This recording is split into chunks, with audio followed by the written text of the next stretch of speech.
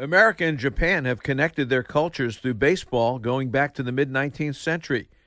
Kerry Yo Nakagawa, an historian, an author, and a filmmaker, and a leading expert on the history of Japanese baseball and its importance in the American Japanese communities, tells us of the growth of baseball in Japan, the tours of American All-Stars to Japan in the 1920s and 30s, and most importantly, the growth of baseball in the Japanese American communities. U.S. history mirrors life on the diamond, and no greater examples were the leagues based on ethnicity and color during the 1930s, when Japanese teams played Negro League and Latin teams because America did not yet permit integration on the baseball field. The growth of baseball in the Japanese communities sets the backdrop for what was to come in America once World War II began, when baseball became an even more essential part of life in the Japanese American community. But first, Kerry Yo Nakagawa tells us how the game came to Japan and why American history played such a large part of the development of baseball within Japan. Issei is the first generation of immigrants from Japan.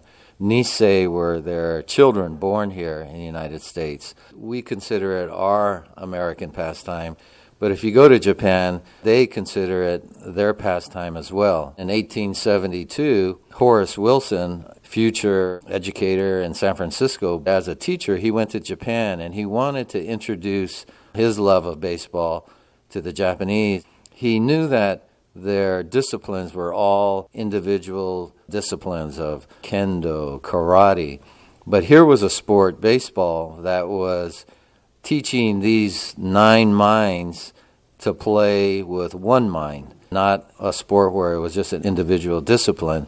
So it took off like wildfire. It went from grade school at Kaisei Gakko, which is now Tokyo University, to the middle school level, to high school level, and to college. And so when you think about 30 years difference between when Doubleday took the bases out at Cooperstown, and 30 years isn't much of a gap. That's why I think both countries consider it really their pastime, and there's this huge passion for the game. The Japanese in particular, when they came over, they had the tools, they had the knowledge, the specialized knowledge of the game. Well, in 1934, they arranged I call it a Hall of Fame team to play the Japan All-Stars. Babe Ruth, they called him Babe Russo. The Japanese loved him. He came in the 30s and was there to inspire the public, inspire baseball fans and players, and give clinics. He was an iconic figure. So him and his teammates like Gehrig and Fox and Moberg and all these future Hall of Famers came, and a lot of the historians will say, well, maybe it was this tour that helped baseball get started professionally in Japan in 1936. But I like to think about, Frank Fukuda as early as 1914 and the Seattle Asahi going to Japan, introducing baseball. Then they went back again in 1918, and then 1921, and then the Fresno Athletic Club went in 24 and 27 and 37.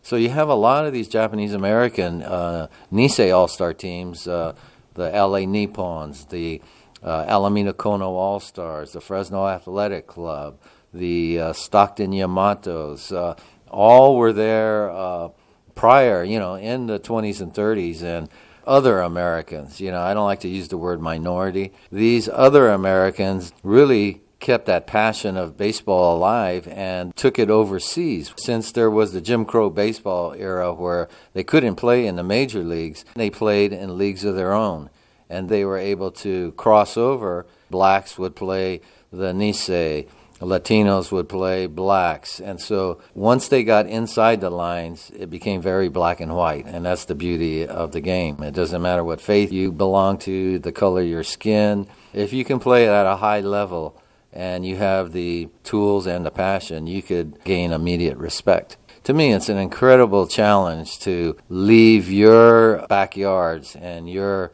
comfort zones and then to go to Japan, Korea, Manchukuo, China. It took 30 days just to get to Japan on a ship, let alone the extra traveling going from country to country to country. I consider them American ambassadors for our game. Many Nisei teams first-generation American-Japanese players went from America to Japan to play games in Japan, Korea, and China. They were American ambassadors bringing baseball teams to the Far East. This incredible strength of baseball in the Japanese community was soon to be tested as World War II loomed ahead at the end of the 1930s. U.S. History, as seen through the eyes of baseball, brought to you by AmericanInnings.org.